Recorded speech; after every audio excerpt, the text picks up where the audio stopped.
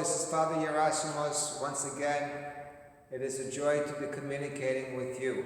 I hope these messages are beneficial. For me, they are, as it allows me to share with many of you who have not ventured yet to the church. And for those who have, it is one more opportunity for me to share with you some thoughts and to teach you some things concerning our church. Today, I'm standing in front of the ambon, or the pulpit. In modern day usage, the ambon has been put to the side. In the olden days, it used to be right in the middle of the church, roughly where the dome is, under the dome.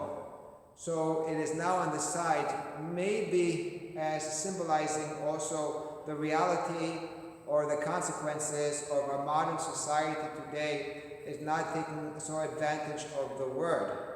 Of course, as Orthodox Christians, we have always had as our centerpiece not so much the word, but of course the sacrifice and the Holy Communion. But it is always the word that needs to be said so that we can lead us to the faith that will lead us to Holy Communion. And therefore, the ambon, or the pulpit, was an integral part of the liturgical life. And the ambon and the sermon from the ambon was part of the Divine Liturgy. It's not something that is just tacked on. It is a part of the Divine Liturgy as described by the books. Sadly, we have moved the sermon from its place right after the Gospel reading to the end of the liturgy, where it gives us time for the koliva to be distributed. And of course, that's another addition to our church, having koliva on Sundays. But the real place for the sermon was right after the Gospel reading. Another reality is, of course, people come late, and therefore a lot of people are not here for the Gospel reading. And this is also pre-coronavirus I'm talking about.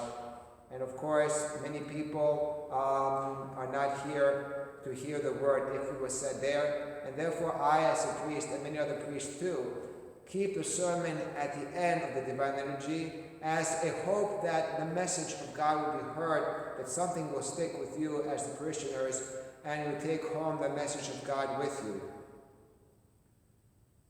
Sadly, sometimes I hear people say, oh, the sermon is too long, or he's saying a lot of things. And I must say, and I must apologize, that I am no St. John Chrysostomos, who mesmerized the people in his sometimes close to an hour sermon.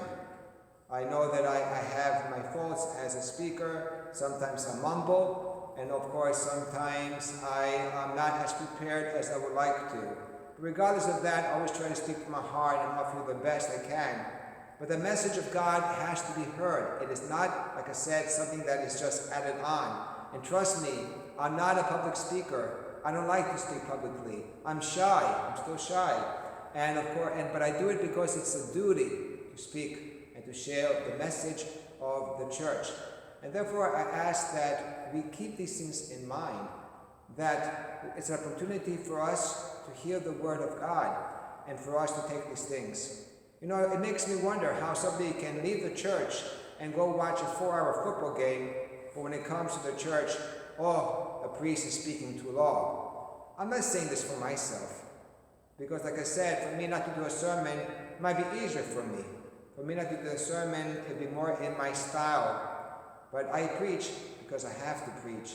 And hopefully you hear. How many times Jesus Christ says, he who has ears to hear, let him hear.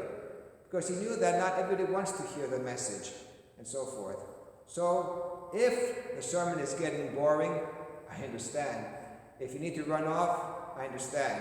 I realize the sermon is part of who we are. Στέχομαι εδώ, στον Άμβονα, να σας πω ότι, να ξέρετε ότι παλιά ο Άμβονος ήταν στη μέση στην εκκλησία, αλλά τώρα έχει μεταφερθεί στο πλάι της εκκλησίας, συμβολίζοντας ότι κάπως έχει ρηχθεί ο λόγος του Κυρίου στο πλάι. Πόσες φορές ακούω, ο Πάτερ μίλησε πάρα πολύ, πολλά τα λέει, μας κράτησε πολύ ο Πάτερ. Έχω καθήκον σαν ιερέας να κηρύττω τη δασκαλία του Χριστού. Δεν είναι απλώς ότι το θέλω ή θέλω να ακούω τον εαυτό μου. Να Να ξέρετε ότι δεν είναι ο χαρακτήρας μου αυτός. Εμένα μου αρέσει απλώς να κηρύττω τον Χριστό, γιατί υπάρχει υποχρέωση να ακουστεί ο Λόγο του Θεού. Λοιπόν, ερχόμενοι στην Εκκλησία, να ξέρετε ότι το κήρυγμα είναι κομμάτι της ακολουθίας μας. Και μπορεί να είναι ο χειρότερος ομιλητής, αλλά να ξέρετε ότι δεν είναι μόνο απλώς τι θα πει ο παπάς, αλλά εάν η καρδιά σας είναι ανοιχτή να ακούσει το μήνυμα του ιερέως. Λοιπόν, ο Θεός πάντα μαζί σας και καλή δύναμη στον αγώνα σας. Αμήν.